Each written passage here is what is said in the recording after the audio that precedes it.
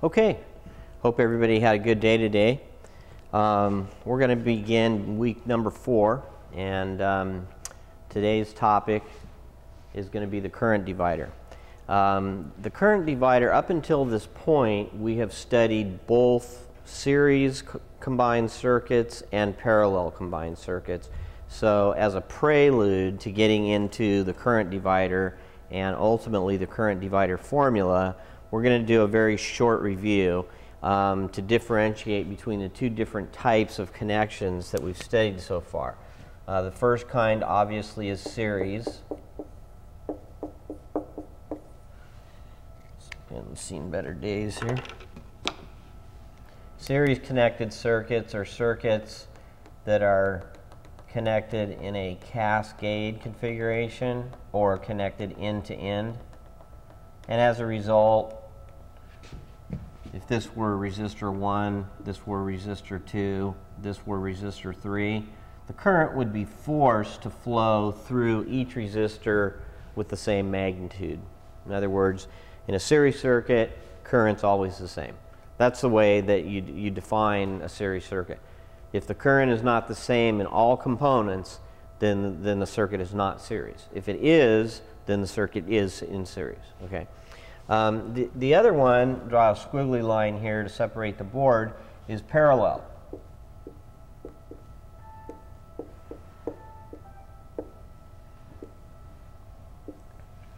Okay, so in a parallel circuit, we basically have resistors or loads that could be capacitors or inductors or other types of loads that are connected back to back.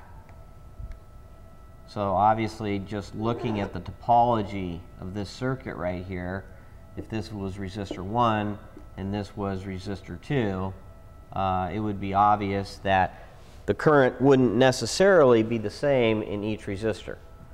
For example, if we had a battery over here, and the battery, let's just say that the battery had an electromotive force or an electrical pressure of 10 volts, and let's say that this was 10 ohms for resistor 1, and this was 1 ohm for resistor 2, okay? The current that would be flowing in resistor 1 would not be the same as the current that would be flowing in resistor 2.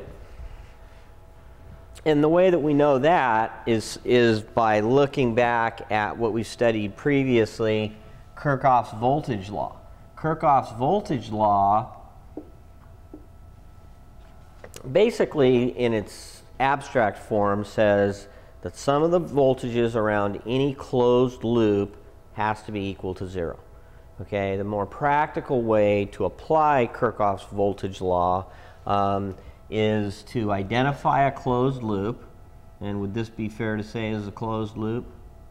Sure, this is a closed loop right here. Okay, and so since there's only two things in the closed loop, then this voltage would have to be equal to this voltage. So that's how we apply Kirchhoff's voltage law. So if this were 10 volts right here, then what would the voltage have to be right here? That would also have to be 10 volts. Okay? And so if we knew what the resistance was, then the current would be very easily calculated. The current would simply be equal to the voltage divided by the resistance. And that comes from Ohm's law. Okay? And so for this branch right here, this would be, let's say, current through resistor number 1. The current through resistor number 1 would be equal to 10 volts divided by 10 ohms, which would be equal to 1 amp. Okay? And then moving over to this portion of the circuit, it would be fair to say that this is a closed loop. Okay, it would also be fair to say that this outer loop is also a closed loop. So regardless of whether or not you use the inner closed loop or you use the outer closed loop, you're still going to get 10 volts across this resistor. And so let's see how we get that. If we use this outer loop right here, okay, we've only got two things in the loop. We've got the voltage source or the battery, and we've got the resistor. Okay, and so this voltage must be equal to this voltage. And so we know that there's 10 volts across that resistor. Kirchhoff's voltage law is that simple to apply. Okay, going back, when we calculated the current that was flowing through this resistor, we used Kirchhoff's voltage law to determine the voltage drop across resistor number 1. And we found that that was 10 volts. So if we use this loop right here, it would also be the same application. In other words, this voltage would have to be equal to this voltage. So in parallel circuits, that's the reason that we wire up homes in a parallel configuration, is so that the voltage is the same everywhere. Like in your house, you have 120 volts in all your receptacles, and the reason is because we want everything to be running on the same voltage. Okay? So if we were to calculate the current that was flowing in resistor number 2, that would be equal to the voltage drop across resistor 2, which doesn't change because it's in parallel, divided by the resistance of that branch, which is 1 ohm. So it's 10 volts divided by 1 ohm,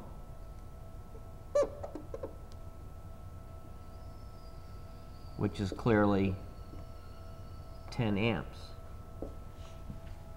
So obviously, if we look at these currents, 1 amp and 10 amps, they're different. The current flowing through here is not the same as the current flowing through here. Okay? Whereas in a series circuit, the current flowing through each resistor has to be the same. In a parallel circuit, the current flowing through every load does not have to be the same. It could be, like in the case where both resistors had the same opposition to current flow or the same resistance, then the current would be the same, but that would be a special condition. That wouldn't be universal. Okay? The majority of the time, the currents are going to be different. Okay? Even if you have 2 hair dryers and they're made by the same manufacturer, you know, and you buy them at the same store, they're probably going to draw a slightly different current. Okay? And the reason is because they're just not made identically. There's going to be some, hey Hans, there's going to be some irregularity in the manufacturing of the circuit. Okay, so a quick review on what we mean by a series circuit, what we mean by a parallel circuit, what happens with current in a series circuit, in that the current is the same in all components, and what we mean by Kirchhoff's voltage law in a parallel circuit. In other words, the voltage is the same. So I like to think of it in this way. In a series circuit, my current's always the same. My voltage is going to change, probably. Okay? In a parallel circuit, my voltage is always the same. Okay? My current is going to change, probably. Okay? Now, the topic being the current divider focuses our attention on the parallel configuration. Okay? Because we've kind of beat the series configuration to death. We've had a lot of review and study on the series circuit, and so we're going to be moving away from the series circuit. But what we're going to find is that we're not going to leave it entirely, because when we get to the more complicated circuits, there's going to be portions of the circuit that are going to be series connected. They're not going to be all parallel connected. So let's move over here to this section of the board, and let's talk about the current divider.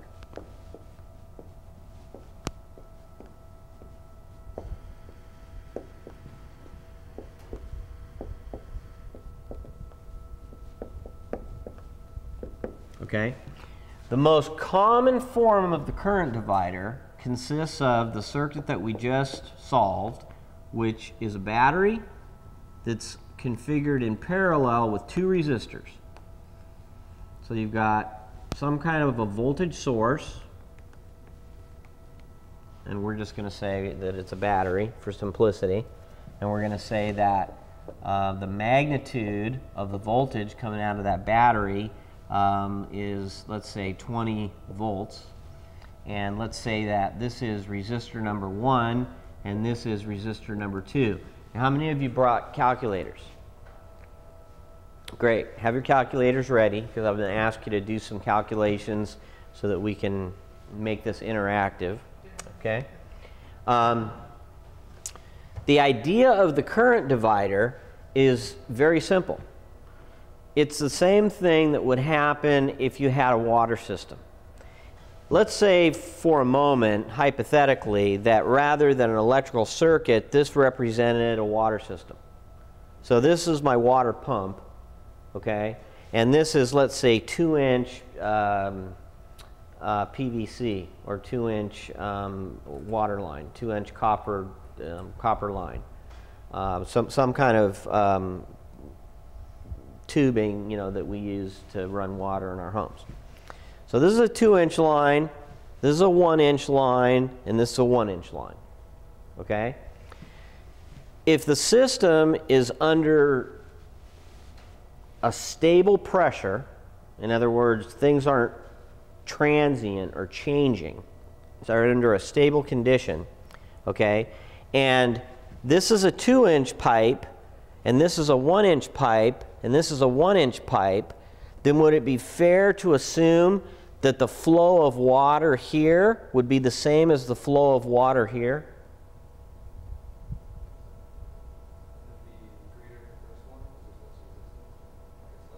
Well, what I'm saying is that if this pipe is a 1-inch pipe, okay, then the diameter is going to define the opposition to the flow of water. Okay? If this is also a 1-inch pipe, then it's going to have the same opposition to the flow of water. Okay? So really the resistance or the opposition to flow of water would be the same. Okay? So the condition that I'm describing here is a condition where if this is a 2-inch pipe, this is a 1-inch pipe, and this is a 1-inch pipe, first of all, the water flows down the main pipe, and then it divides off into the smaller pipes. Okay? The same thing happens in an electrical circuit. Current divides up. If you give it a place to go, it's going to go. Okay? It's always going to follow the path of least resistance. It's always going to follow the basic laws of the scientific model. Okay? But it's going to take the path of least resistance, and if you give it 2 places to flow, it's going to flow in 2 places. If you give it only 1 place to flow, if we come back to our series circuit, if you give the current, or let's say this was a water system, if you give it only 1 place to flow, then the current, or in the analogy of the water system, it's going to be the same everywhere. Okay? We're talking about a current divider, meaning that things are being divided up. You know, you could think of, you know, I'm dividing up money, right? I've got a certain amount of money, and you're getting 50%, and you're getting 50%. So that means, you know, if I have $100, you get 50 of it, and you get 50 of it.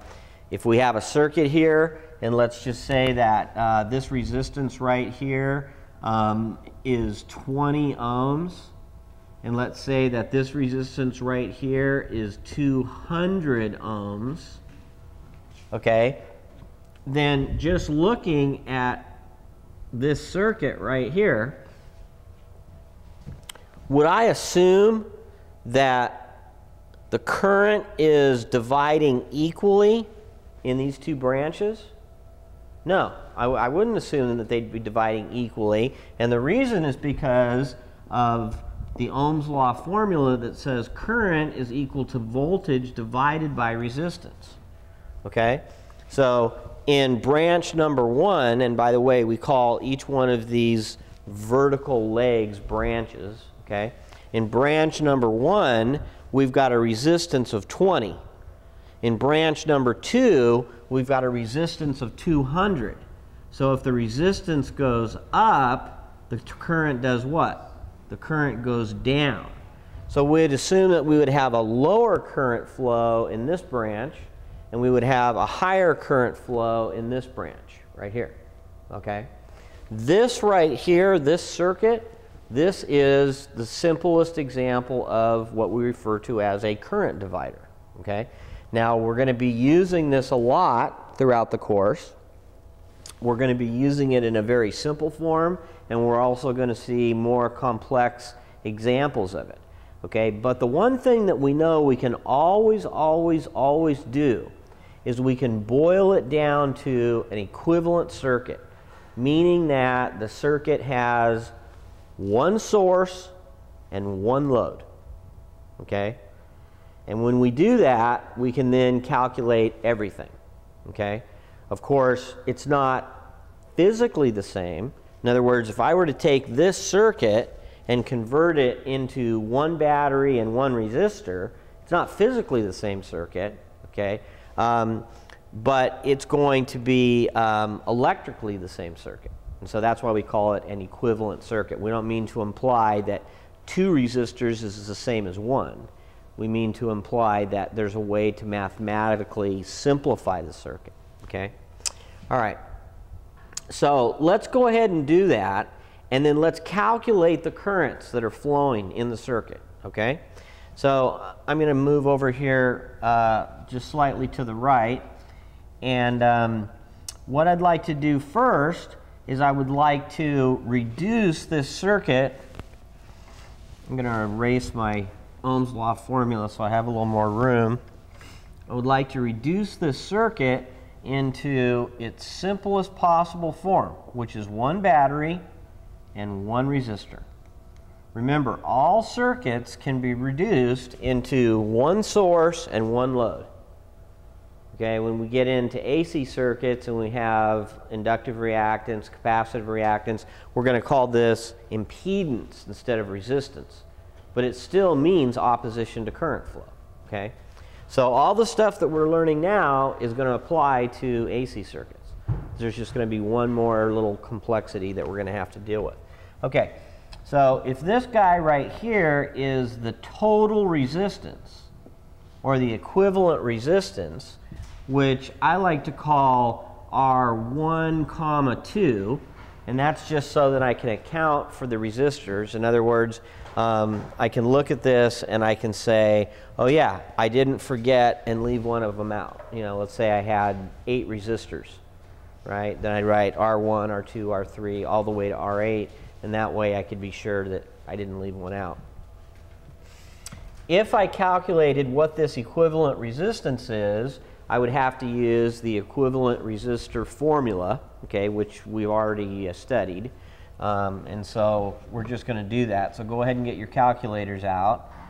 The total resistance for a parallel circuit is equal to the inverse of 1 over R1 plus 1 over R2. That's the general form for a parallel circuit if you want to find the total equivalent resistance. So what we're going to do is we're just going to go ahead and erase these numbers, or these variables, and put numbers in for it. R1 has a value of 20 ohms, and R2 has a value of 200 ohms. Okay, now, before we even put anything into the calculator, what do we know that the total equivalent resistance must be less than? The lowest resistor. So if we come up with a total resistance of 27, we know we've done something wrong. So it's just kind of a cross and check thing, okay? Okay, so I suggest, again, starting from the bottom, putting in 20, inverting it, hitting the plus sign, putting in 200, inverting it, hitting the equal sign, and then inverting that. And then you may have to hit the equal sign again. So if you do that, what do you get? 18.18? Yeah. Okay, 18.18 ohms. And then if we do our check, does it turn out that our total equivalent resistance is smaller than our smallest resistor? Yes. Okay, so we probably did it right. Okay, we can be confident that it makes sense.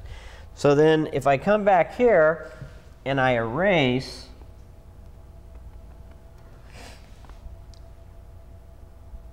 my writing and I put that the total equivalent resistance is 18.18 ohms, and that the source voltage is equal to 20 volts. Okay? Other than the fact that there's a different number of components, is there any electrical difference between this circuit and this circuit? No. That's why they're called equivalent circuits. Okay? Now, when I have the circuit in this form right here, where I have only one voltage source and one resistor, is it fairly simple for me to calculate the current? Right, and what would I use? What theory or law? I'd use Ohm's law, right? Right, so by Ohm's law, if we want to be fancy about it, current is equal to voltage divided by total resistance, which in our case is equal to 20 volts divided by 18.18 ohms. So what do we get when we do that? So you put that in your calculator. 20 divided by 18.18. 1.1. Well, it's definitely gonna be bigger than 1, right? Because if it were 20 over 20, it would be 1. So, you want to check it again? Yeah, it's 1.10. 1.1. Yeah. So 1.1, and what's the unit? Amps. Okay, so that is current flow. So the current that's flowing from this source out to this load is 1.1 amp. Now, because of the fact that these are equivalent circuits, as I've described, would it be fair to say that the current flowing here is 1.1 amps? Right. It's the whole idea of the equivalent circuit, okay? And reducing it down so that we can go back to the more complex circuit and we can put the current in there, okay? Now, once we know what the current is that's flowing here, okay, there's actually a couple of different ways that we can figure out how the current is dividing up, okay? One way is what I like to think of as the no-brainer way, or the simplest, or the most simplistic way, okay? And that is to realize that because this is a parallel circuit, and because Kirchhoff's voltage law always works, that the voltage here is the same here and is the same here. So if I know the voltage here and I know the resistance here, can I just use Ohm's law to calculate the current? Yeah. So we know that current is equal to voltage divided by resistance. So for the current that's flowing in branch 1, that's going to be equal to the voltage, which is 20 volts, divided by the resistance, which is 20 ohms. And that's going to be 1 amp. So we know that we have 1 amp flowing here.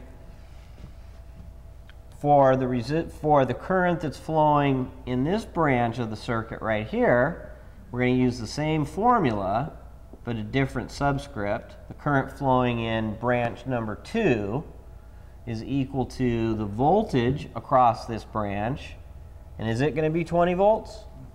Of course, it's going to be 20 volts. And which law tells us that? Kirchhoff's voltage law. Right. Kirchhoff's voltage law tells us that. Okay, we know that this voltage right here is 20 volts by Kirchhoff's voltage law.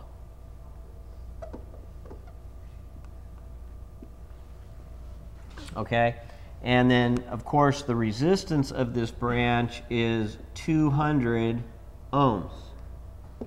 So 20 divided by 200 would be 0.1, right? Okay? So this is equal to 0.1. Now, if we erase our equivalent circuit down here, which allowed us to calculate the total resistance and the current that was flowing. If we erase this circuit down here,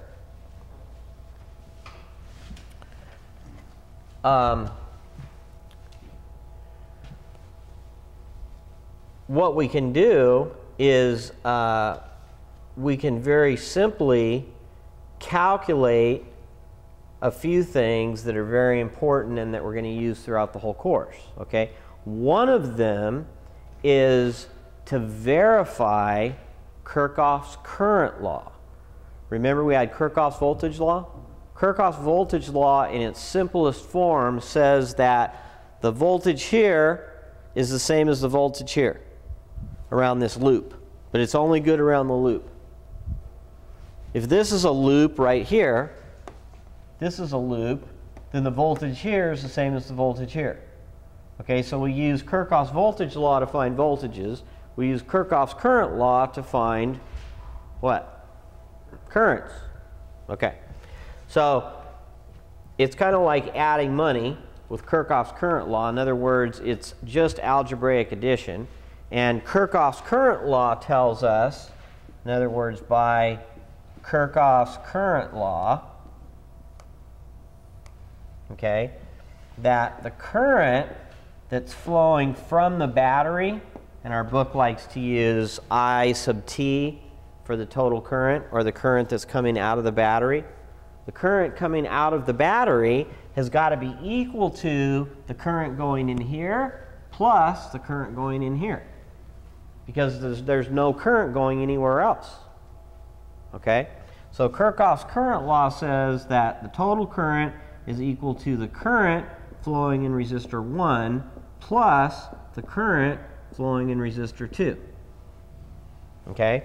So if we try plugging those numbers in, we find that the total current is equal to the current flowing in resistor 1, which is 1 amp, plus the current flowing in resistor 2, which we found to be 0.1 amp.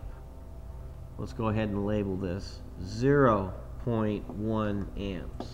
Okay, so this is plus 0.1 amps. So of course, when we add them together, we get 1.1 amps.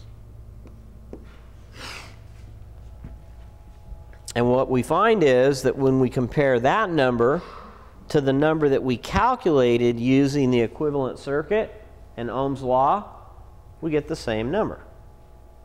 Okay? Let's do one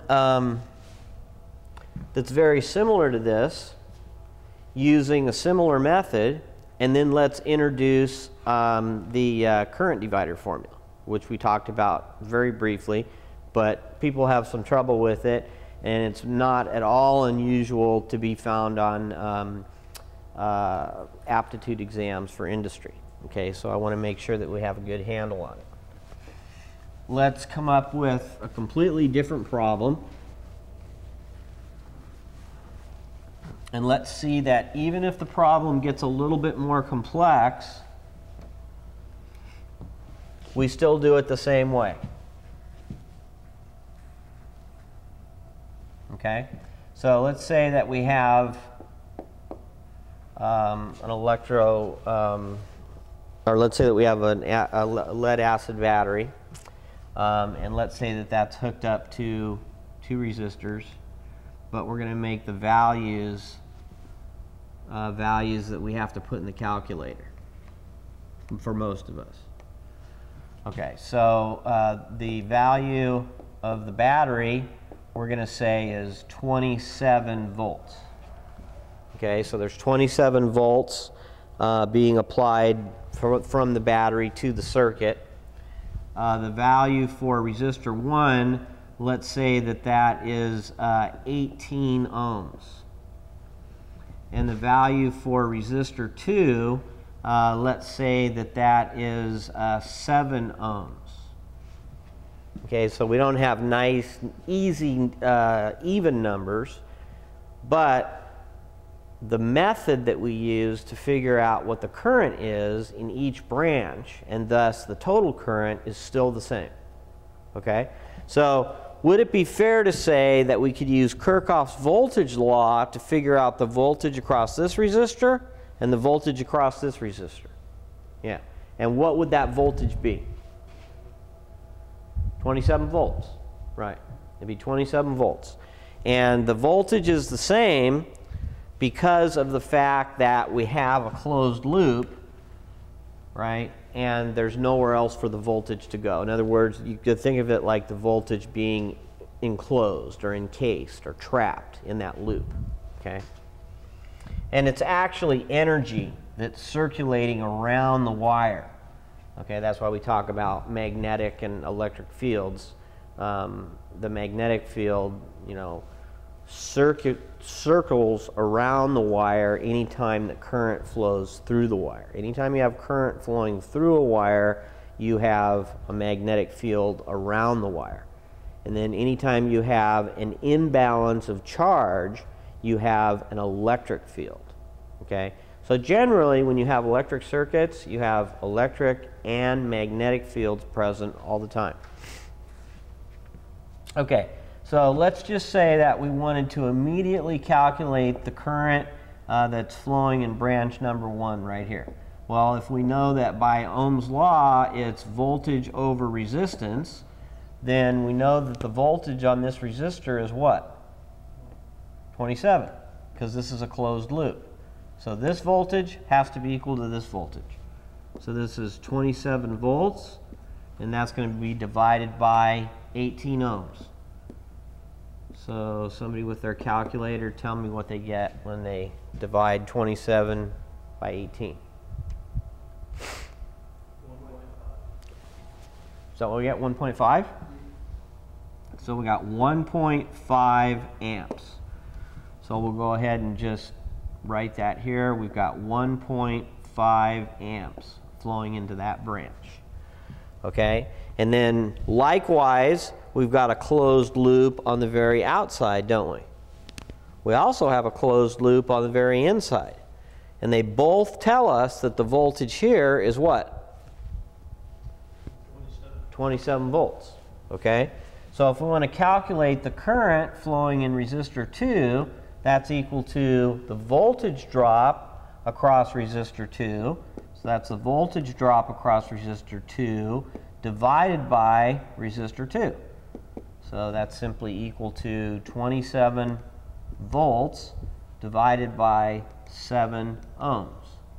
So when you put that in your calculator, what's 27 divided by 7? 3.85 amps. So this is 3.85 amps. Okay? And so we'll indicate that with an arrow here and say this is 3.85 amps. Now, Kirchhoff's current law tells us what? It tells us that the current that's leaving the battery must add up to the current that's flowing off into all the branches. If we have 2 branches, then it's only flowing in 2 places. If we've got 18 branches, then it's flowing in 18 places. Okay? But for us, Kirchhoff's current law can be written this way. The total current, which is the current that's flowing out of the battery, that's the total current.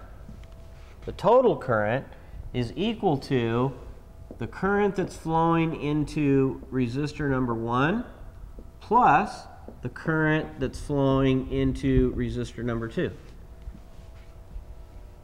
Okay, does that account for all our currents?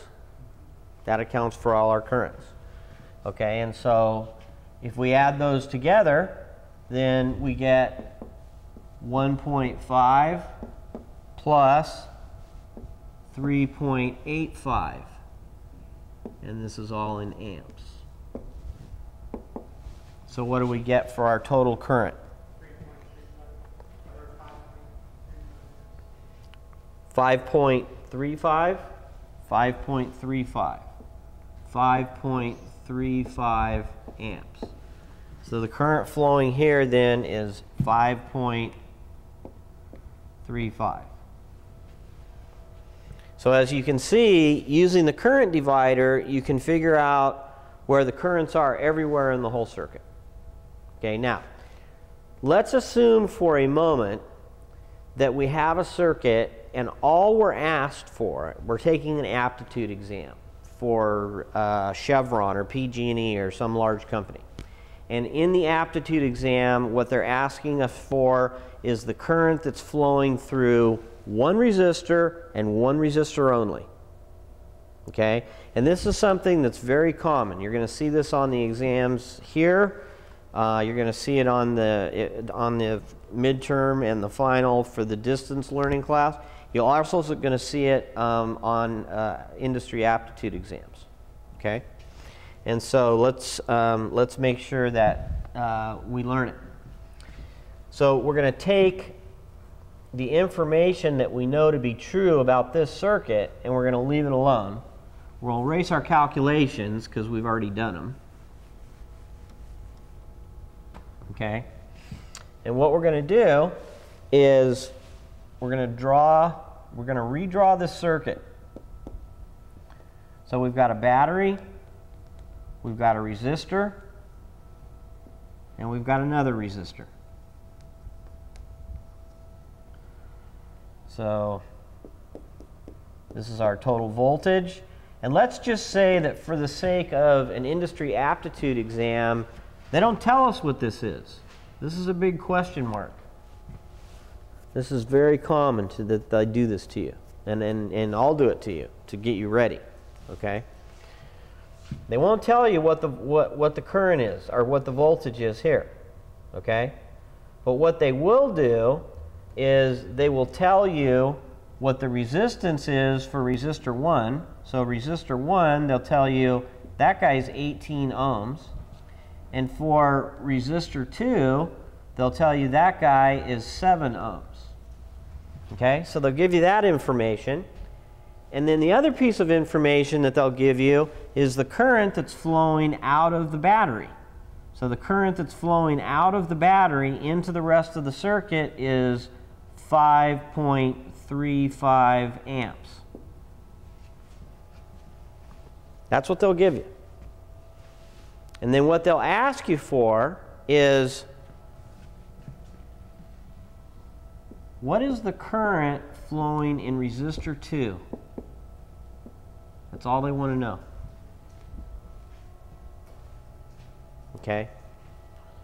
Now, obviously, if we knew the voltage, okay, and we're making this problem up from a problem where we do know the voltage, but we're pretending like we don't know the voltage for the sake of learning the current divider formula.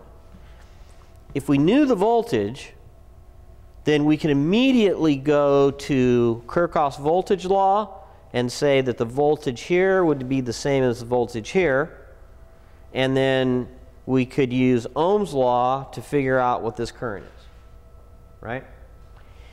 But if they don't give us the voltage here, we don't have the luxury of being able to say that the voltage here is 27 volts or 25 volts or whatever it is, because we don't know. We don't know what it is, okay? But the one thing that they have given us is the current that's being drawn from the source. Now, the reason that they do this to you when they give you aptitude exams is because it's very common when you're checking up a load panel to go and to check how much current is being drawn from the panel. And then to go to each one of the motors or the robotic systems or the computer numerical control systems or the server banks or whatever the loads are, and to check those to see how much current is being drawn by those. Okay? Sometimes it's done for energy efficiency audits. Sometimes it's done just to make sure that you don't have loads that you're not aware of. Sometimes it's done to make sure that your neighbor isn't stealing power from you. There have been many instances where you'll have, a common wall between two companies that are, making, bearings or toilet paper rolls or whatever the case may be, okay? And there may be some way for somebody on a weekend, you know, to access the one space, you know, through an attic, where they can run a piece of conduit up and they can hide it, so that unless somebody actually crawls up there, they won't actually see the conduit up there. So during the weekend, they can have somebody that can sneak over, and they can go and they can tap into your breaker live using high voltage gloves. They tap into your breaker, you know, behind the part of the breaker that you open. So unless you're doing some kind of an inspection, you know, preventative maintenance inspection, you're never going to see it. Okay? And so they'll run the wire back there, and they'll run the wire over and through the rafters or up in the attic area, and you won't be able to see it. You walk around, you do a visual inspection, and it's like, okay, where are all the loads? Oh, well, there's, you know, there's a lathe over there, and there's a server bank over there, and there's a CNC milling machine over there, and there's 15 motors over here that are, you know, running this process, and there's a big pump over here, and that's all.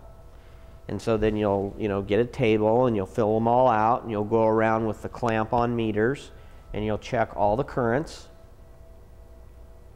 And then when you go back to the panel, you'll check the current that's being drawn from the panel, and then by using Kirchhoff's current law, you'll find out that the total current being drawn from the panel doesn't add up to all the currents that are being used by your facility.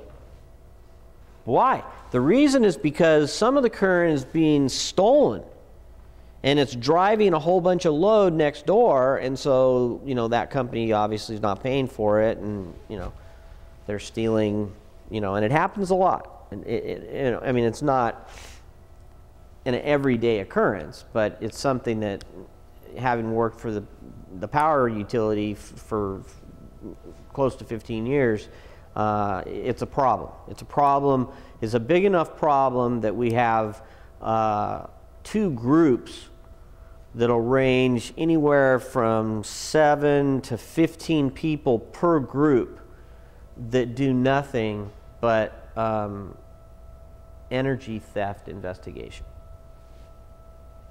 You know, and so they do it for companies as a courtesy to them, and they'll also do it for the power company, because, you know, sometimes people think that they can steal from the power company by going around the meters, stuff like that. And so it's, you know, this right here has a very practical application, because what is it tied to? It's tied to money, right?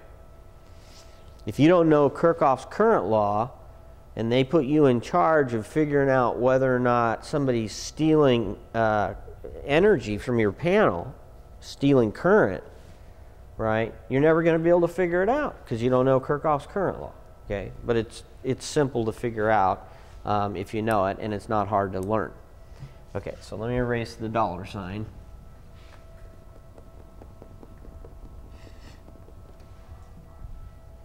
And let's say now that in this particular circuit right here, we had this information. In other words, we put a clamp on meter, okay? And let me step down and just grab a clamp on meter just for a little effect here.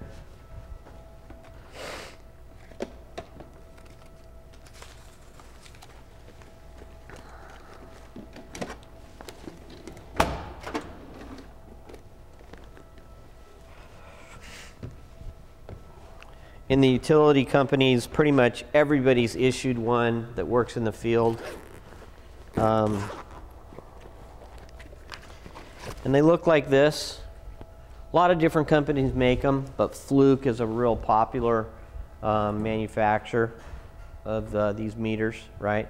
And so basically, if you have a piece of wire, and let's say that this pin was, you know, a piece of wire, right? So you got this piece of wire running, then, you know, all you have to do is just open the clamp, put it around the piece of wire, okay? And then, of course, you'd have to turn it on.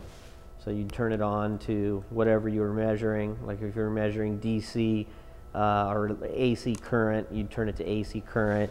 And then you can see right there, it's telling us there's no current flowing in through the hole. We call this a Hall effect current meter, okay, because it uses a process in physics that was discovered by a guy named Hall, okay.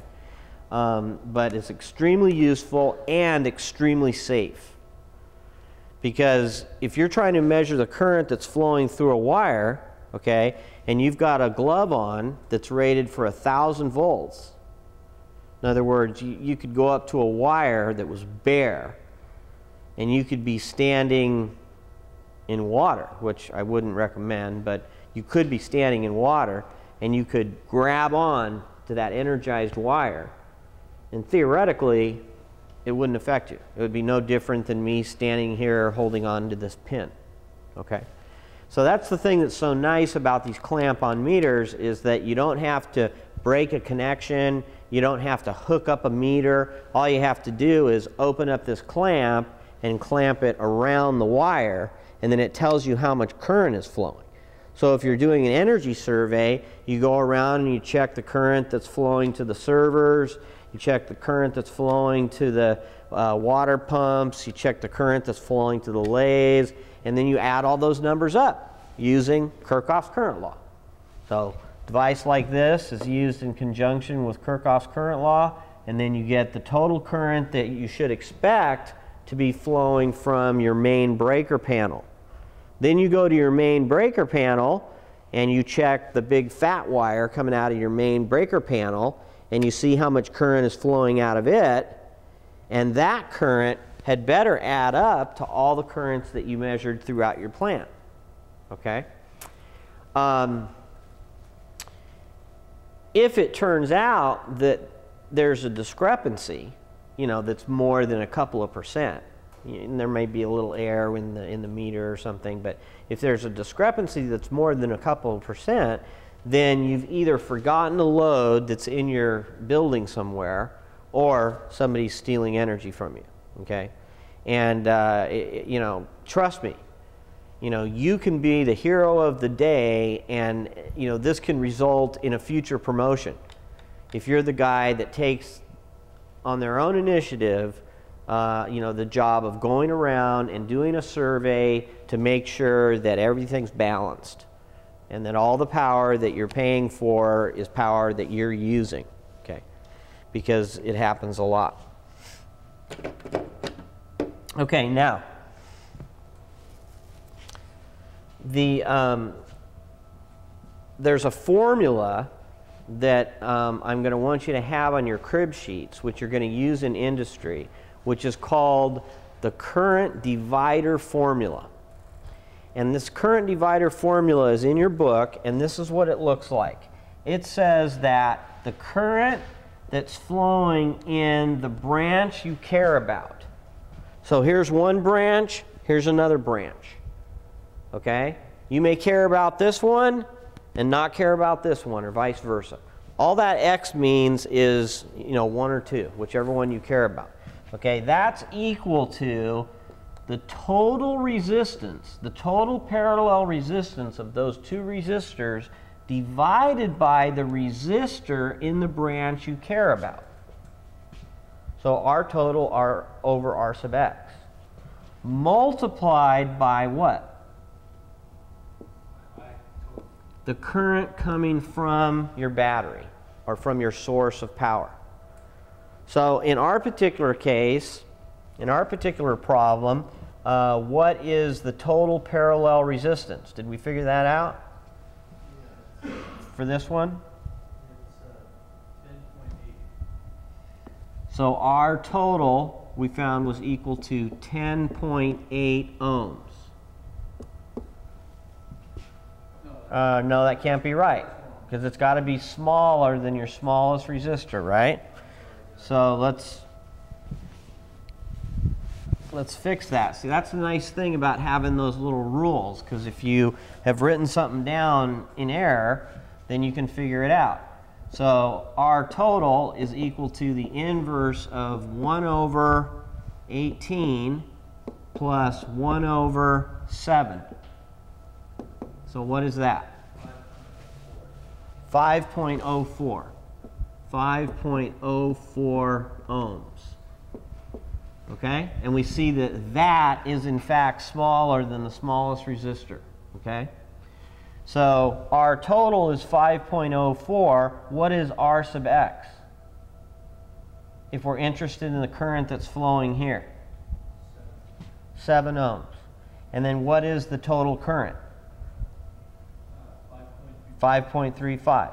So this is simply equal to the total resistance, which is 5.04 ohms, divided by the resistance of branch number 2, which is 7 ohms, multiplied by the current that's coming out of the battery, which is 5.35 amps. Okay? Now, when you calculate that, it's going to turn out that you're going to get 3.85 amps.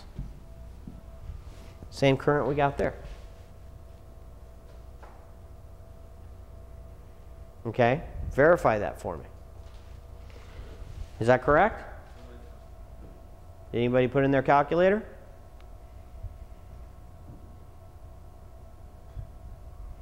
Okay. We're just taking my word for it here? No, that's good. Okay, all right. Okay, so this is the current divider formula, and I'm going to write down this name of it down here. Current divider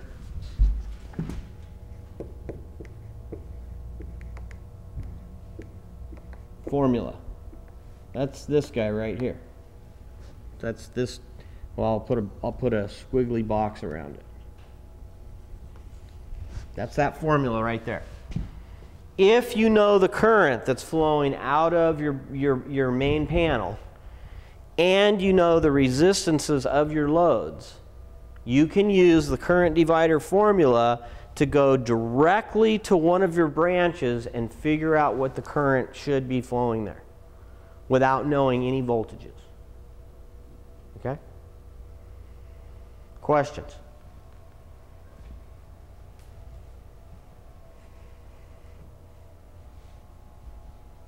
Okay. Or what about, we're down to 2? Are we? Okay. All right, very good. Make sure that you take a close look at this current divider formula because you will need to know it. And everybody drive safely. Okay? Good night.